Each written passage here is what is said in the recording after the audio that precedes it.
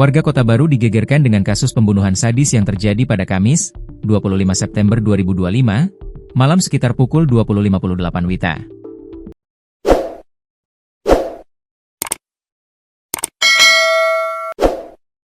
Seorang pria bernama Sani, sopir taksi ditemukan terkapar bersimbah darah dengan luka parah di bagian leher akibat digorok. Nyawa korban tak tertolong setelah kehabisan darah di lokasi kejadian. Korban diduga mengalami penganiayaan dengan menggunakan sajam, di depan ruko yang dioperasionalkan sebagai gudang. 6 jam setelah menerima laporan, unit Macan Bamega Satreskrim Polres Kota Baru berhasil mengamankan pelaku berinisial S, 40. Polisi juga melakukan tindakan terukur, karena pelaku memberikan perlawanan saat diamankan. Diketahui S adalah residivis dan pernah ditahan 2 kali. Saat dihadirkan saat konferensi pers Satreskrim Polres Kota Baru, Jumat 26 September pelaku menyatakan penyesalannya.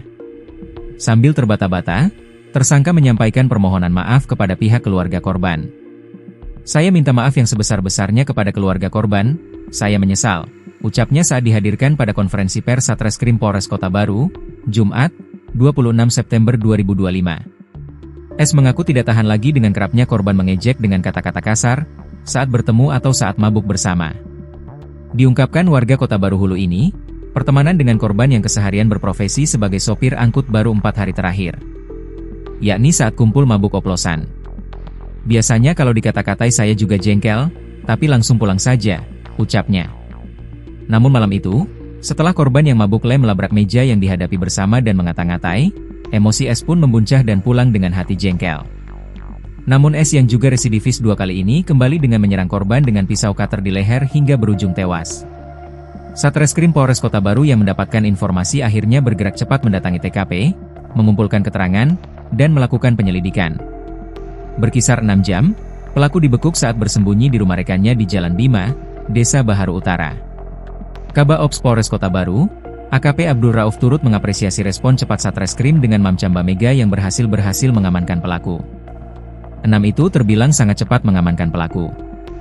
"Kami sangat mengapresiasi itu," sebutnya. Selain personil, ia juga menyampaikan terima kasih kepada masyarakat luas yang telah cepat memberikan informasi, sehingga proses penanganan bisa dilakukan dengan optimal. Dari pengungkapan kasus ini, polisi juga menyita sejumlah barang bukti, seperti pisau cutter, jaket, kaos korban, masker, hingga sepeda motor pelaku.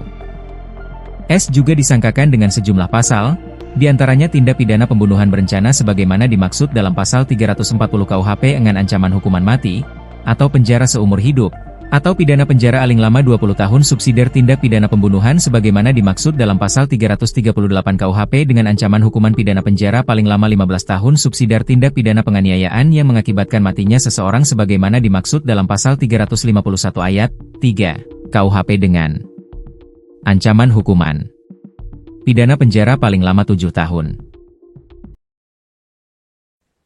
Sejumlah fakta diungkap oleh pihak kepolisian terkait penganiayaan yang terjadi di Jalan Surya Gandamana, Kabupaten Kota Baru pada Jumat 26 September. Diketahui pelaku berinisial S 40 tahun, tega menghabisi korban bernama Muhammad Sani 35 tahun yang tidak lain adalah temannya saat mabuk bersama di beberapa hari terakhir.